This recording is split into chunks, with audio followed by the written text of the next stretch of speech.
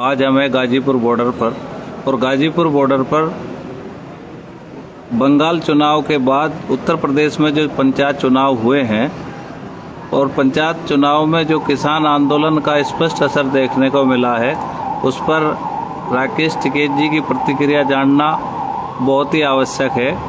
आज आपको अवगत कराते हैं राकेश टिकैत जी से। और जो बंगाल में जिस तरह से बहुमत मिला है ममता बनर्जी को, और उसके बाद दूसरा जो झटका उत्तर प्रदेश के पंचायत चुनाव में लगा है, भारतीय जनता पार्टी अगर दलीय स्थिति में देखे तो खिसक कर दूसरे नंबर पर आई है सत्ता में रहते हुए भी। इन पर राकेश टिकैत जी हमारे साथ हैं। अब हम राकेश टिकैत जी से जानते हैं कि क्या कहना चाहेंगे। जी टिकैत साहब, जो बंगाल में जो हुआ वो पूरे देश की एक नाराजगी थी। वो किसानों की नाराजगी थी, देश के नौजवान की नाराजगी थी, जो देश का दलित है, देश का आम वर्ग है, देश का किसान है, ये पूर्ण रूप से उसकी नाराजगी थी।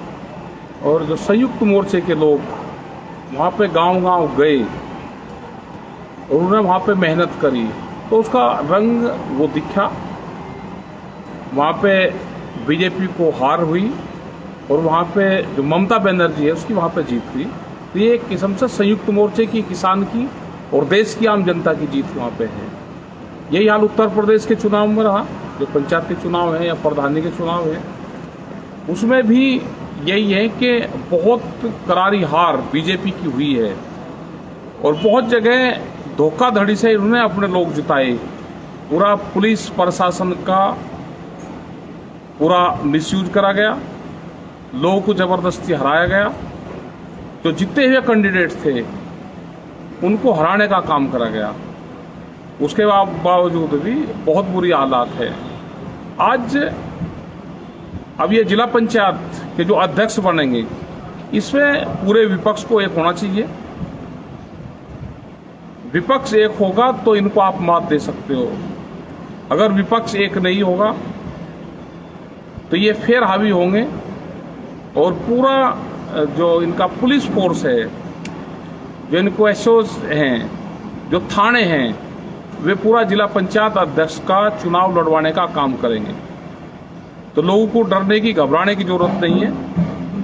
सब लोग इकट्ठे होकर इनका मुकाबला अगर करोगे तो आप जिंदा रहोगे, नहीं तो ये जिला पंचायत अध्यक्ष अपने बनाएंगे। और कम वोट इनकी है उसके बावजूद भी ये बनावेंगे, क्योंकि पुलिस फोर्स इनके हाथ में है, तो इनका मुकाबला करना पड़ेगा। यहाँ पे धरना जो गाजीपुर पे है या पूरा दिल्ली के चारों तरफ है, ये धरने चले हुए हैं। और धरने ये जब तक चलेंगे जब तक भारत सरकार बातचीत नहीं करेगी, मसलों का समाधान नहीं करेगी, ये धरने हटेंगे नहीं यहाँ से। जिस तरह से बंगाल के बाद उत्तर प्रदेश में आप लोगों के स्पष्ट अपील भी नहीं थी, बस ये था कि भाई भारतीय जनता पार्टी को वोट ना दें, क्योंकि इसमें बहुत सारे लोग लड़ते हैं, संगठन के एक जगह से 4-4 लोग लड़ते हैं। उसके बावजूद भी ये किसान और मजदूरों ने ये दिखाया है कि भारतीय जनता पार्टी के खिलाफ वोट किया है। तो ये जो नाराजगी है धरातल पे, क्या सरकार इससे घबरा कर अब किसानों की मांगों को पूरा करने के लिए कोई कार्य करेगी, ऐसी कोई उम्मीद है? अब उम्मीद है कि सरकार अब बातचीत जरूर करेगी सरकार। और अगर सरकार बातचीत अब भी नहीं करेगी तो ये आंदोलन तो खत्म नहीं होते, आंदोलन तो चलते रहेंगे। क्योंकि देश की आज़ादी की जो लड़ाई थी उसके आंदोलन 90 वर्ष चले, तो किसान तो वापसी नहीं जाएगा, किसान तो लड़ाई लड़ेगा। और पूरे देश के हालात बहुत खराब है। पूरा देश को आधा देश इन्होंने बेच लिया। जो बड़ी बड़ी कंपनियां थी वे बेचने पर लगे हुए हैं और ये आम जनता को पता चल गया है सारा। नहीं तो जो आपने एक फिर वही कारपोरेट की बात आती है, आप बार बार इसको कहते हो, जिन कंपनियों को सरकार बेचना चाहती थी आज वही कंपनियां जीवनदायिनी साबित हुई हैं। और उन्होंने जो उनके यहाँ पे ऑक्सीजन यूज होती थी उसको मेडिकल ऑक्सीजन में कन्वर्ट करके स्टील उद्योग ने, भेल ने और तमाम जो ऐसी कंपनियां थी जो बिकाऊ थी, जिनकी लिस्ट पे थी, आज वही ऑक्सीजन दे रही हैं। तो अगर सरकार के पास ये स्ट्रक्चर नहीं रहेगा तो हालात और ख़राब होंगे और कोरोना पे आप सरकार का किस तरह से फेलियर मानते हैं? कोरोना पे तो सरकार है ही नहीं, सरकार ने तो हाथ खड़े कर दिए। इनके तो जो मंत्री हैं वे हॉस्पिटलों में जाके लेट गए, अपने आप को कोविड का वो दिखा के और क्वारंटाइन हो गए, वहाँ पे हॉस्पिटल ले लिए। बहुत ये भ्रष्टाचार हॉस्पिटल में हुआ। अब तो ये प्राइवेट हॉस्पिटल में इसमें ज़्यादा ये हुआ है। क्यों नहीं करा जाते? क्यों इसके ऑक्सीजन के हॉस्पिटल अलग से बनाए जाते? जितने हमारे यूनिवर्सिटी हैं जो आज जिसमें बच्चे नहीं पढ़ रहे वे खाली है, उनको आप ऑक्सीजन के हॉस्पिटल बना दो। वो एक प्राथमिकता है। जब यहाँ पे ऑक्सीजन बैंक की बात आप कर रहे हैं? ऑक्सीजन बैंक तो जैसे यहाँ पे गुरुद्वारा यहाँ इंदिरापुरम में गाजियाबाद में है, ये सड़क के ऊपर करीब 6000 से ज़्यादा लोगों की जान इन्होंने बचा दी अब तक। तो हम हर शहर में उसमें बना सकते हैं, हर कस्बे में उसमें बना सकते हैं कि उसको ऑक्सीजन सिलेंडर ही तो चाहिए उनको जी। अब उनको ऑक्सीजन सिलेंडर अवेलेबल करवा दो, ऑक्सीजन बैंक आप बनाओ। जैसे श्री राम कॉलेज मुजफ्फरनगर में है या और जितने भी इंजीनियरिंग कॉलेज है उनकी बिल्डिंग वहाँ पे है, उनके वहाँ पे बच्चों के हॉस्टल वहाँ पे है, आप उसको बना दो। उसमें जो भी मरीज आ रहा है उसको लुटा दो। जो ऑक्सीजन की जरूरत है, ऑक्सीजन के बगैर लोग मर रहे हैं तो उनको ऑक्सीजन मिल जाए। आगे किसी को हॉस्पिटल में रेफर करना है वहाँ पे कर दो, उसका कोविड सेंटर नाम दे दो, ऑक्सीजन बैंक नाम दे दो, ऑक्सीजन के हॉस्पिटल आप उनको दे दो, हालांकि किसी उनके मेडिसिन दे दो, तो ये दे सकते हैं। लेकिन सरकार हाथ खड़े करके और सरकार पब्लिक को बीच में छोड़ के भाग गई है।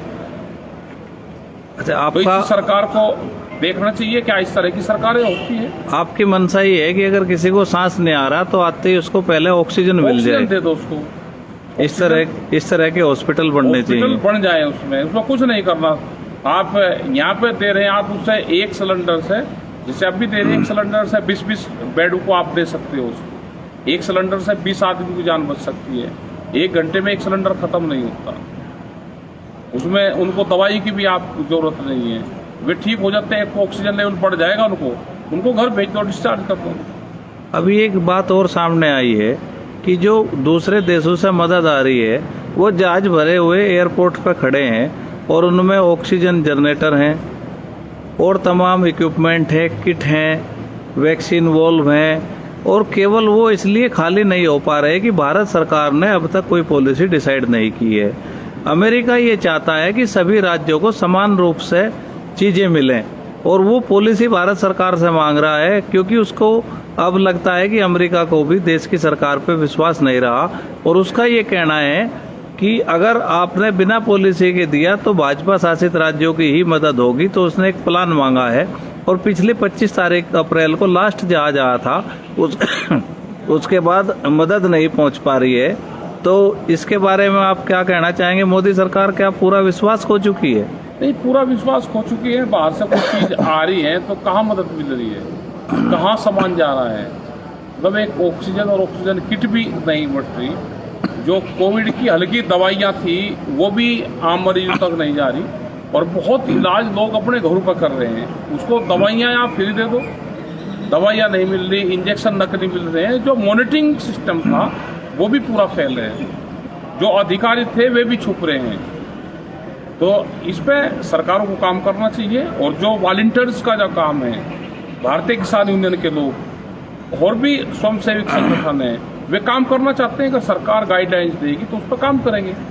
यहाँ पे भी हम दे रहे हैं, मदद करवा रहे हैं। जो लोग आ रहे हैं उनकी मदद यहाँ पे करते हैं, तो उस पर काम करना चाहिए। तो आप ये चाहते हैं कि सरकार जो है कोविड का एक सर्टिफाइड इलाज का पर्चा दवाई जारी करे, जिससे कोई भी स्वयं सहायता समूह या कोई भी संगठन जनता को उपलब्ध करा सके। अगर ऐसा नहीं होगा तो उनके ऊपर मुकदमे दर्ज होने का खतरा है, ऐसा भी आप चाहते हैं? हाँ, बिल्कुल होना चाहिए। अधिकारी की जिम्मेदारी है। वे कुछ किट बनी है और उन किट में आप सामान रख दो। एक किस्म से आप कोई भी कोविड का हो तो उसको आप दे दो। एक उसमें सैनिटाइजर दे दो, कुछ उसमें दवाइयाँ उसमें दे दो, कुछ उसमें मास्क दे दो, ये सारी चीजें दे दो। नहीं, अभी एक बात आपने कही कि बहुत सारे संगठन करना चाहते हैं, लेकिन उनको इस बात का खतरा है कि अगर किसी की डेथ होगी तो उनके ऊपर मुकदमा ना हो जाए। तो सरकार को एक सामान्य लक्षण के लिए एक पर्चा जारी करना चाहिए। एक पर्चा जारी करे, उस पर डॉक्टरों की टीम बना दो कोई मुकदमे नहीं कर रहा। आप अगर देखोगे और डॉक्टर अगर ठीक काम करें तो कोई वो नहीं कर रहा। एक बीमारी है, इस बीमारी से सब लोग उसमें मदद करेंगे सब लोग। आज भी तो लोग मर रहे हैं। आप जितनी हेल्प कर सकते हैं डॉक्टर वे हेल्प करें उसमें, सरकारी अधिकारी हैं वे हेल्प करें उसमें।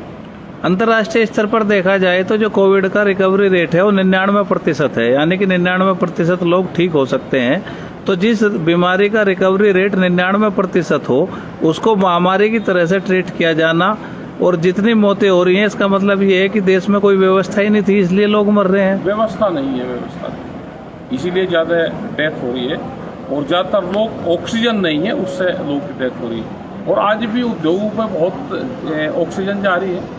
अब तो बंद करके उद्योगों की बंद करके और ऑक्सीजन वैसे देनी चाहिए। जी धन्यवाद। हमारे साथ थे राकेश टिकेत जी, और आज कोरोना बंगाल और उत्तर प्रदेश के पंचायत चुनाव पर जो बेबाकी से बात रखी है, आपसे आग्रह है कि इसको आगे तक पहुंचाएं, और जो देश में एक संकट है उस संकट में आप सब लोग जो है साथ दें। और आप भारतीय किसान यूनियन के लोगों से क्या अपील करते हैं जी? भारतीय किसान यूनियन के लोग ये हैं कि अपने खेत को देखें, अपने धरनों को देखें, और जो लोग आज बीमारी के उनकी मदद करें, और क्या क्या उनको दवाई है वो दवाई अवेलेबल उनको जरूर करवा दें। इसमें दान पुण्य भी करें। गरीब आदमी बीमार हो रहा है, उसके पास में पैसा नहीं है तो उसकी भी मदद करें। आज ये ना करें कि मेरे पास में पैसा है पड़ोसी का नहीं है। आज ये समझेगा अगर पड़ोसी बीमार है तो कल मैं भी होऊंगा, तो पड़ोसी का ठीक होना जरूरी है।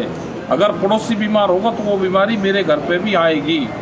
तो हम पड़ोसी को ठीक करें, अपने पैसे से ठीक करें, उसकी मदद करें हर संभव। और ये नहीं होगा तो आने वाले टाइम पे ये बीमारी ज़्यादा फैलेगी और इससे ज़्यादा लोगों की डेथ होगी।